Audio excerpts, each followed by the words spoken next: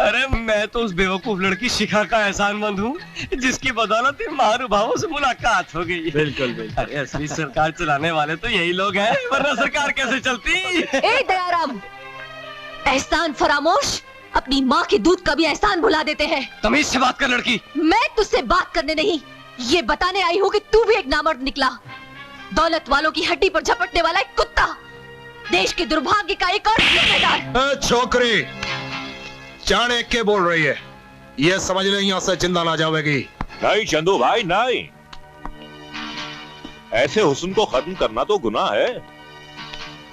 ये तो जन्नत की सैर कराने वाली हूर है, हूर। देख, ये लोग बहुत खराब आदमी है, तुझे भी खराब कर देंगे। तू मेरे साथ चल, दुनिया के सारे गम भुला दूंगा।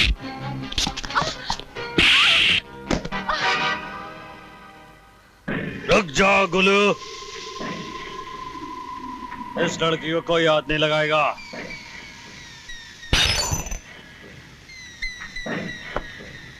इस बेचारी को तो किस्मत ने ही बहुत मारा है। देखो शिखा, हमसे दुश्मनी करके तुम्हें कोई फायदा नहीं होगा। तुमने तुम्हारे बाप को देखा, उसके पास वर्दी थी, हथियार थे, कानून की ताकत थी, फिर भी वो बेचारा हमारा कुछ नहीं बिगाड़ सका। और तुम्हारे पास तो कुछ भी नहीं है, सिवाय इस कांधे पे खाली सर के। निकाह की बात मान लो, मेरी जिंदगी में आ जाओ, तुम्हारी जिंदगी में जो कमी है पूरी कर दूंगा।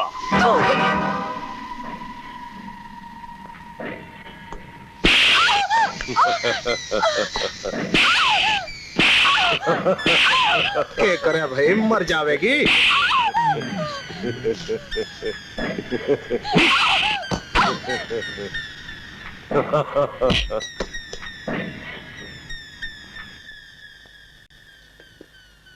उठा के इस लड़की को दरिया में फेंक दो।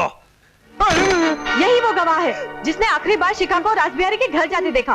उसके बाद शिखा कहाँ गई किसी को नहीं मालूम। मुझे यकीन है कि तुम्हारा यकीन सबूत तो नहीं हो सकता जिसके बुनियाद पे मैं उन लोगों को गिरफ्तार करूं। क्या इस आदमी की गवाही को बुनियाद बनाकर आप उनके खिलाफ कोई एक्शन नहीं ले सकते? जरूर एक्शन ले सकता हूं, मगर इसका अंजाम वही होगा जो इससे पहले हो चुका है। फिर कोई बड़ा आदमी इस मामूली आदमी के खिलाफ झूठा बयान देके इसे झुठला देगा और हम वहीं के वहीं खड़े रह जाएंगे जहां से चले थे। मैं जानती हूँ, कानून का कफन सबूत की सुई और गवाही के धागे के बगैर सिल नहीं सकता, और यही वो रुकावटें हैं जिनकी वजह से मजलूमों को इंसाफ नहीं मिल सकता। चलो दीदी, ये गूंगे बहरे लोग न किसी की सुनते हैं न किसी के सवालों का जवाब देते हैं।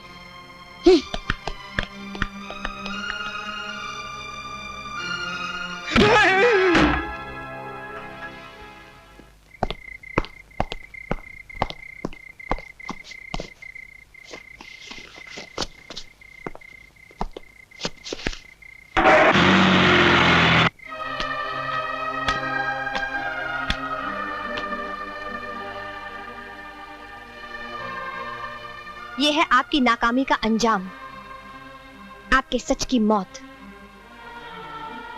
उसूलों की वो माला जो टूटकर बिखर गई, और उसका एक एक दाना इस बात पर कह कहे लगा रहा है कि आज के दौर में सच से झूठ के पहाड़ नहीं तोड़े जा सकते।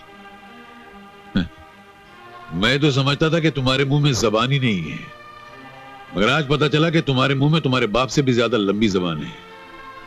इस लड़की की हालत देखकर मैं तो क्या, वो सभी लोग चीख उठेंगे जिनके मुंह में जुबान होती ही नहीं है। लोगों की चीखों से न मेरे उसूल टूट सकते हैं और न सच्चाई बढ़ सकती है। और कितनी लाशें गिरेंगी सच्चाई के नाम पर, कितने अरमानों को सच की चक्की के पाट पीसते रहेंगे। मैंने हमेशा आपसे, आपकी सच्चाई से मोहब्बत की है, लेकिन आज मैं आपसे कह रही हूँ कि जाइए और मेरे बाप से भी बड़ा झूठ बोलिए, उस नेता से भी बड़ा झूठ बोलिए जिसने इस लड़की का ये अंजाम किया है। जाइए, आप भी झूठ बोलिए और इंसाफ दिलाइए इसे। मिल गया इंसाफ? कैसा लगा ये तमाचा? चेहरे पे खून छलक आया होगा, लेकिन इस थप्पड़ की जिल्लत ने तुम्हारे दिल के टुकड़े टुकड़े कर दिए होंगे। और सुनो, जैसे इस तमाचे से तुम्हारे दिल के टुकड़े हुए ना, उसी तरह झूठ के इंसाफ से मेरे जमीर के, मेरे दिल के, मेरे रूह के टुकड़े टुकड़े हो जाते हैं। और पूछो इस खुददार लड़की से, पूछो इससे इसको ऐसी जिल्लत पसंद है? ऐसा झूठ का इंसाफ पसंद है इसको? अरे पूछो ना उससे।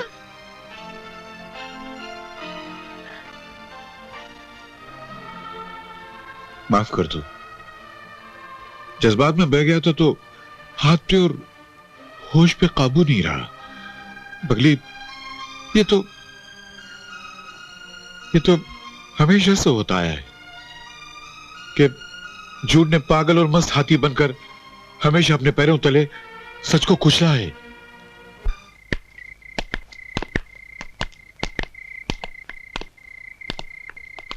इस खंडर में हम क्यों आए? बेटा, अब घर पर रहना मौत को दावत देना है। आज से हमारी जंग शुरू होगी। सब नाकारा है, हमें कहीं इंसाफ नहीं मिलेगा और कोई नहीं बच सकेगा हमारे इस कहर से। अब हमें जरूरत है तो सिर्फ इस फोन को फिट करने की। हाँ, ला। ओके, हाँ, कमा।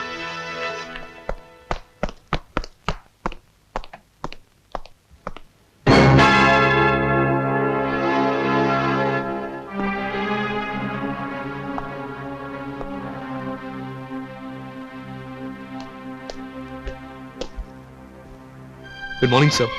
Good morning. आओ बैठो। Thank you sir. कोई खास बात है? जी हाँ सर, जब कोई फैसला नहीं कर सका तो आपसे सलाह लेने चला आया। सर, मैं नौकरी से इस्तीफा देना चाहता हूं।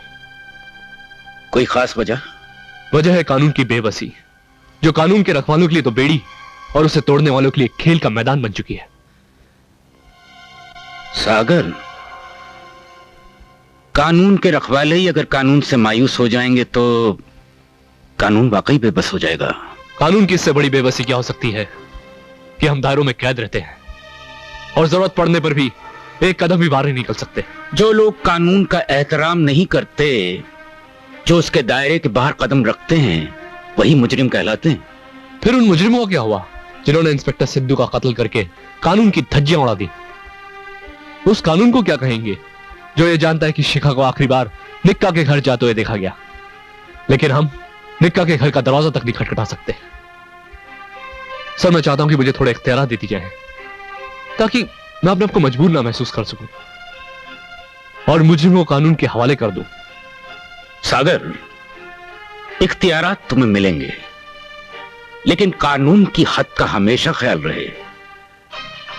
मैं तुम्हें इजाजत देता हूं कि शक की बिना पर जिसे तुम गिरफ्तार करना चाहो कर लो, मगर एक बात का ख्याल रहे, मोहरा पक्का होना चाहिए, बाजी पलट ना जाए और कानून शर्मिंदा ना।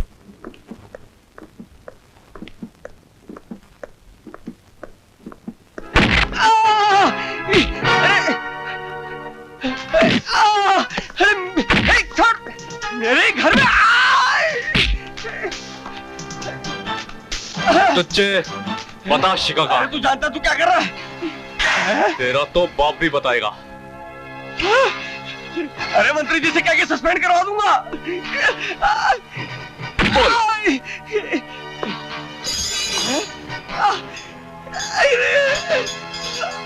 बता बता, बोल साले, बोल बता साले, तेरी तो बोल, बता बता। ये नहीं बताएगा इंस्पेक्टर, मैं बताऊंगा, क्योंकि मैं इसका वकील हूं। अगर मेरे मामलात में दखलंदाजी करने की कोशिश की तो सुनो, तुम्हारा भी वही हाल होगा जो इसका। ऑफिसर, तुमसे पहले भी इंस्पेक्टर सिद्धू ने हमसे उलझने की कोशिश की थी। उसका क्या हश्र हुआ वो तुम अच्छी तरीके से जानते हो। फिर तुम्हारी क्या औकात? मेरी औकात? एक पुलिस ऑफिसर की औकात? अभी बताता हूं अपनी औकात।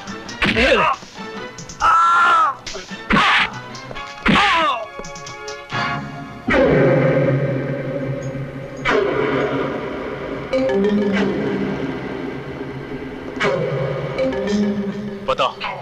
नहीं बता। नहीं, लगता तूने बकरा कटते हुए नहीं देखा।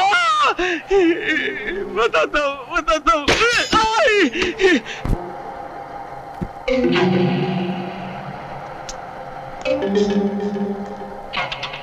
जल्दी जल्दी।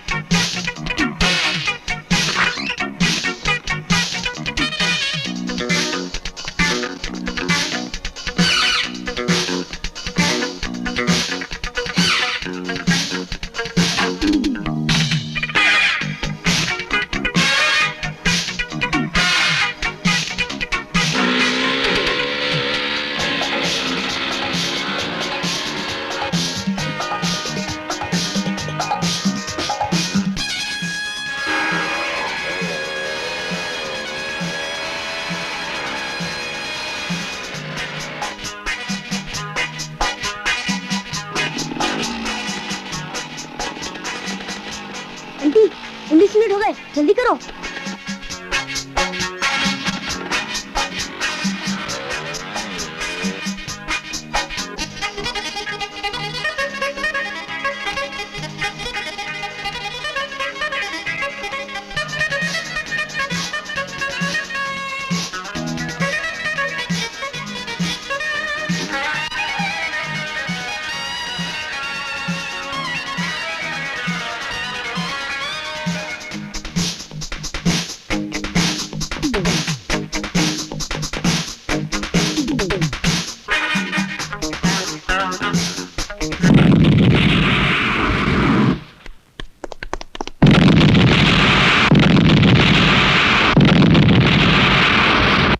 मुझे उनकी बातों में सच्चाई नजर आती है ऑफिसर। शायद ये काम शिखा का ही हो। माफ कीजिएगा सर, शिखा कोई पेशेवर अपराधी नहीं जो इतना बड़ा काम कर सके। अगर शिखा ने राजू की हत्या की है तो उसी समय राजू के 2 अड्डे भी बम से उड़ा दिए गए हैं। सर मेरे ख्याल से ये गैंग वॉर और आपस की दुश्मनी का नतीजा हो सकता है। हो सकता है, लेकिन हम शिखा को भी नजरअंदाज नहीं कर सकते। सैकड़ों लोगों की भीड़ के बीच में राजू को मार दिया गया और तुम लोग ये भी पता नहीं लगा सके कि वो डांसर लड़की कौन थी। के पता के कौन थी? रोज एक नई आए कमर मटकाने को। क्लब वाले बता रहे थे कि वो लड़की उसी दिन रखी गई थी और उसका नाम सूजी था। हजारों सूजियां होंगी इस शहर के अंदर।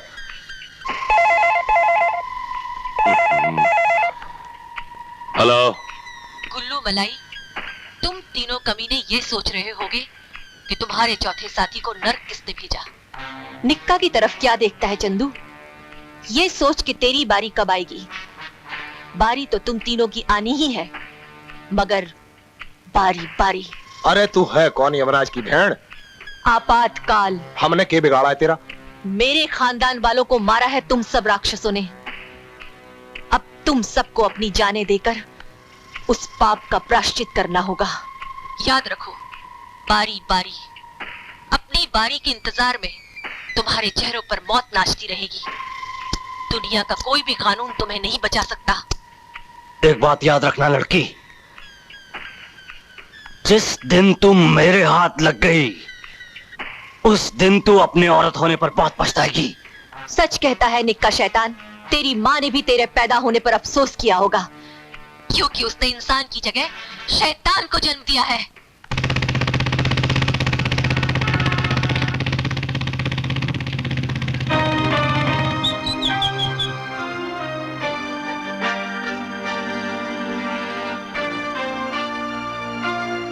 शिखा,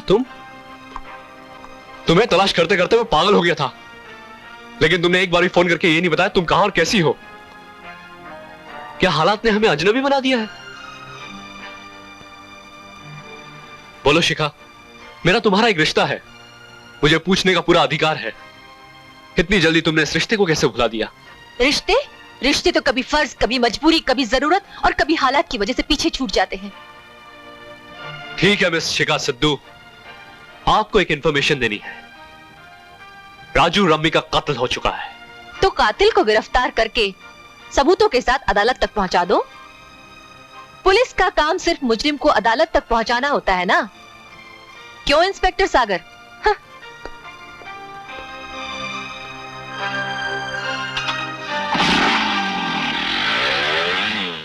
हाय, तूने तो बेचैन कर दिया सुनैना भाई। गुल्लू को भड़का दिया इस बुलबुल ने। गुल्लू सेठ, कीमत कुछ ज्यादा होगी। कीमत की बात मत करना। मैं जानती हूँ, जिन्हें हीरो की पहचान होती है वो उसकी कीमत भी जानते हैं। भेज दे इसे हमारे पास, भेज दे। जरा आप इंतजार कीजिए, तोहफा भेज रही हूँ। ठीक 8 बजे। हाँ हाँ, ठीक 8 बजे। Okay, bye. चलो गर्ल्स, अब आराम करते हैं।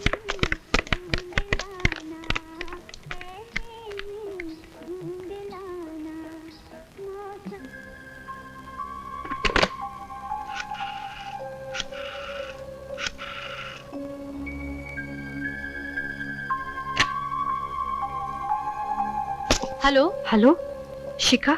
हाँ रजिया, वो लोग मुझे गुल्लू के अड्डे पर ले जा रहे हैं, ठीक 8 बजे। गुल्लू के अड्डे पर 8 बजे? और तुम ठीक वक्त पर पहुंच जाना।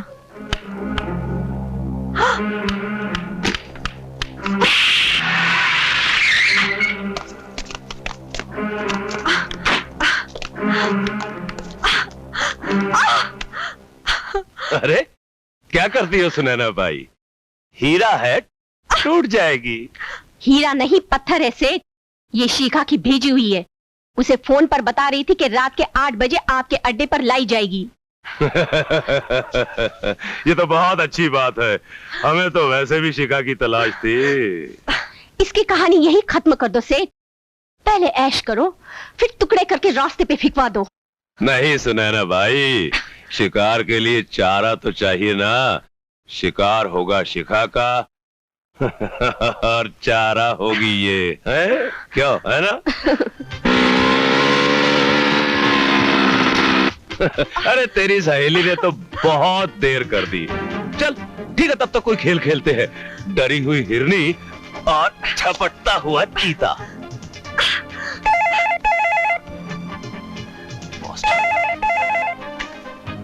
हेलो हेलो बॉस, पुलिस आ गई। पुलिस? ठीक है, चल चल।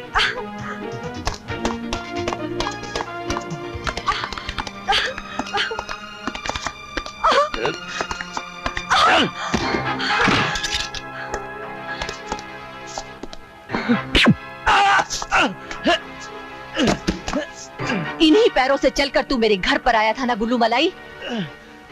ये ले,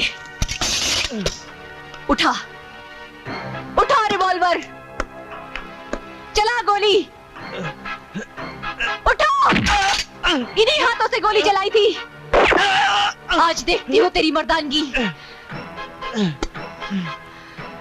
ये ले।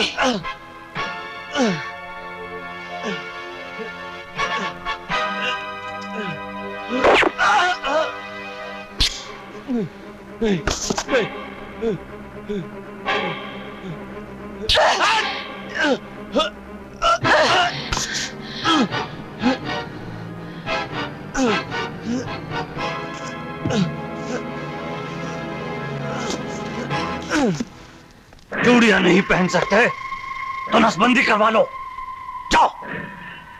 वो लड़की पुलिस और कुल्लू के आदमियों के बीच उसे मारकर चली गई, और तुम की औलाद। अरे गलती तो गुल्लू की भी थी, है कि नहीं? छोकरी के पीछे मौत को भूल बैठा। वो छोकरी है शिखा की सहेली, डॉक्टर अली की बेटी। ये सब मैं भी जानता हूं। बकवास बंद करो और जाओ, उन दोनों लड़कियों को ढूंढो। उन दोनों लड़कियों को लेकर आओ जिंदा। अगर जिंदा रहना चाहते हो तो उनका मरना जरूरी है, वरना अपने घर वालों से कहो कि तुम्हारी चिता की लकड़ियां इकट्ठी करके रखें।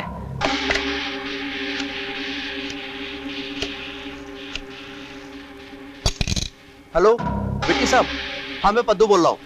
हाँ पद्दू बोल। इस समय रदिया चौपाटी पर घूम रही है। क्या? आप फौरन आ जाइए। देख तू ध्यान रखना, मैं फौरन आता हूँ, जाने ना पाए। ओके?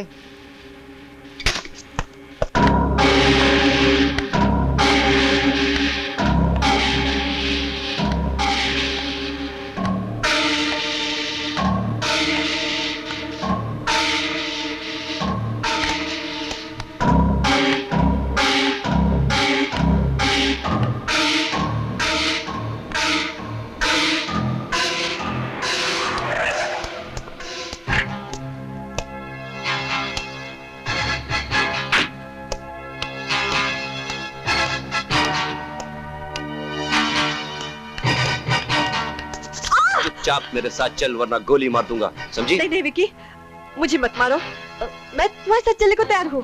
शाबाश, चलो।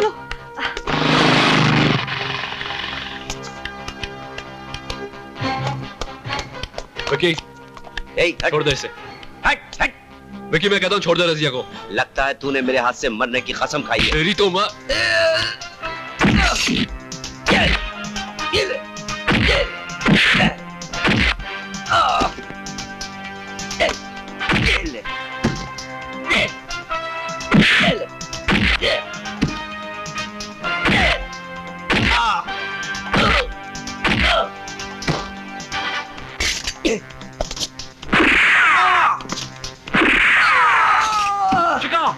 शिका रुक जाओ।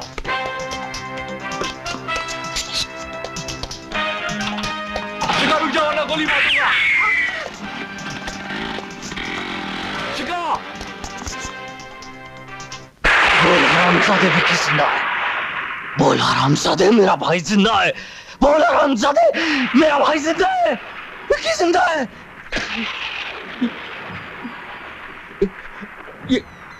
ये सच कह रहा था। विकी, मेरा भाई मर गया।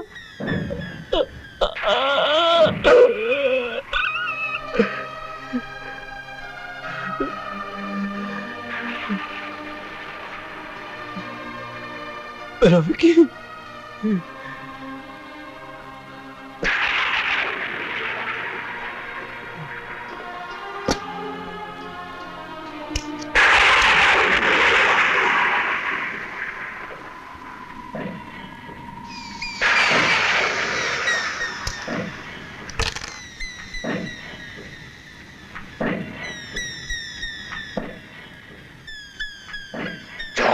दोनों लड़कियों को लेकर आओ, जिंदा या मुर्दा।